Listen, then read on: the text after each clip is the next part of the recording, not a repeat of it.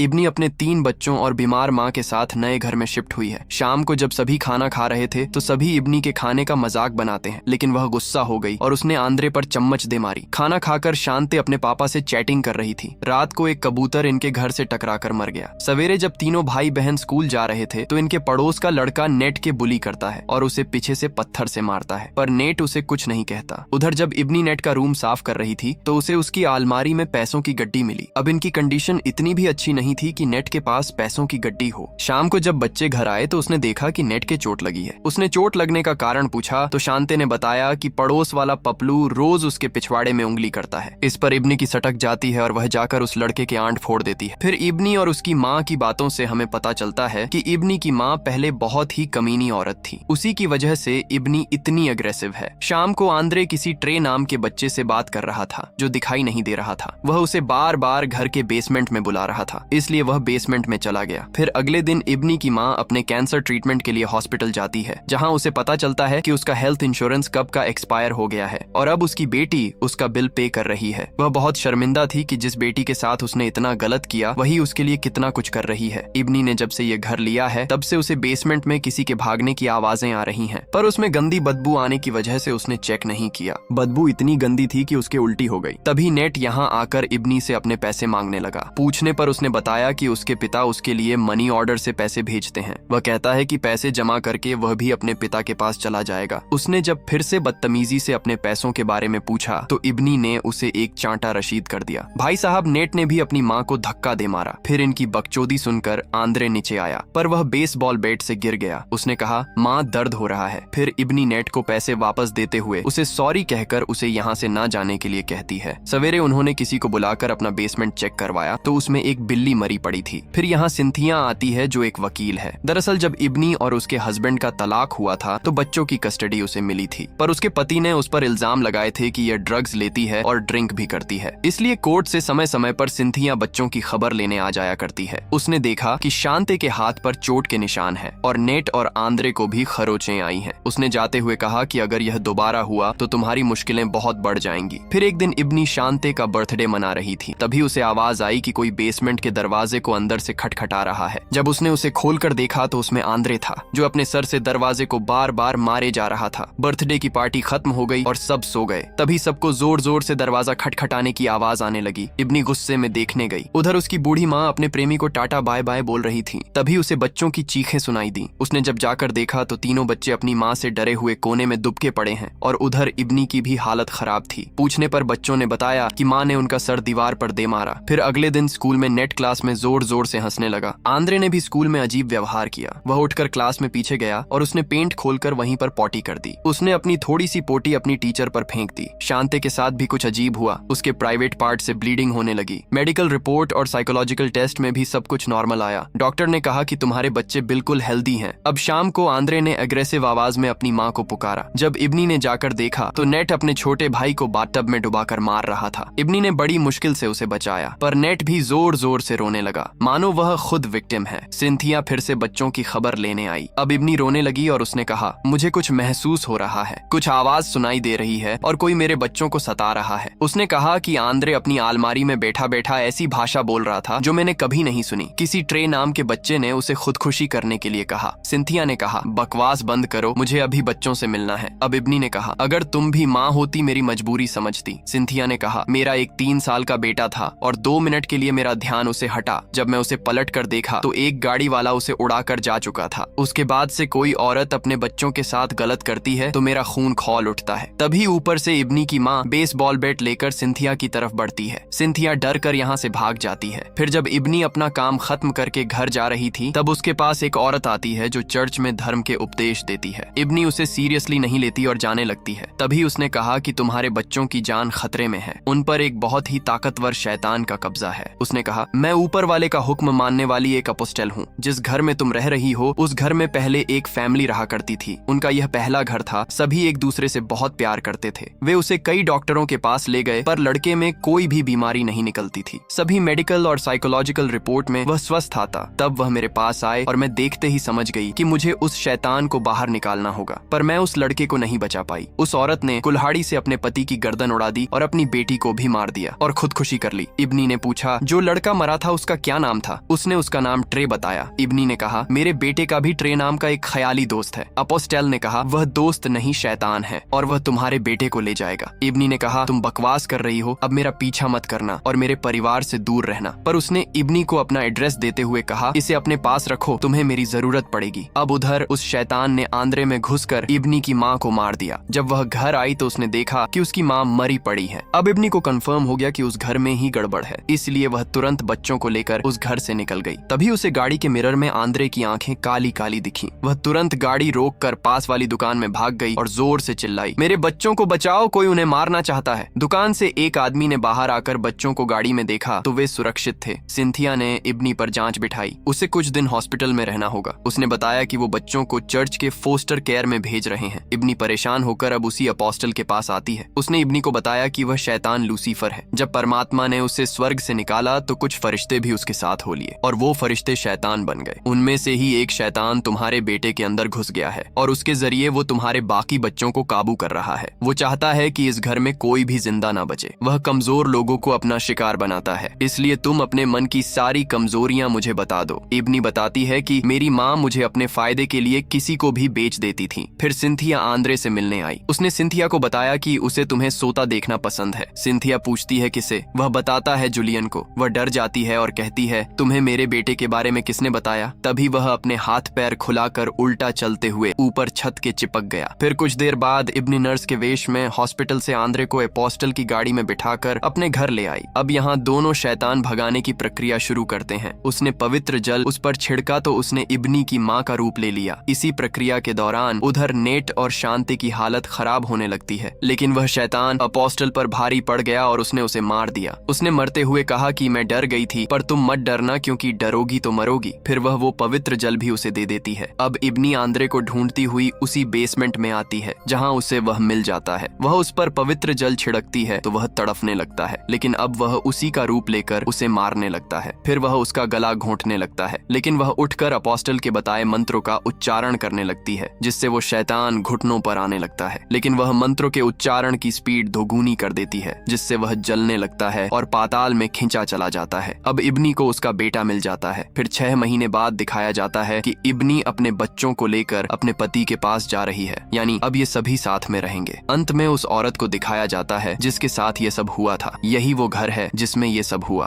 बाद में 2016 में इसे तोड़ दिया गया, लेकिन आज भी उस प्रॉपर्टी के आसपास कुछ अजीब घटनाएं होती रहती हैं। इसी के साथ हमारी कहानी समाप्त होती है।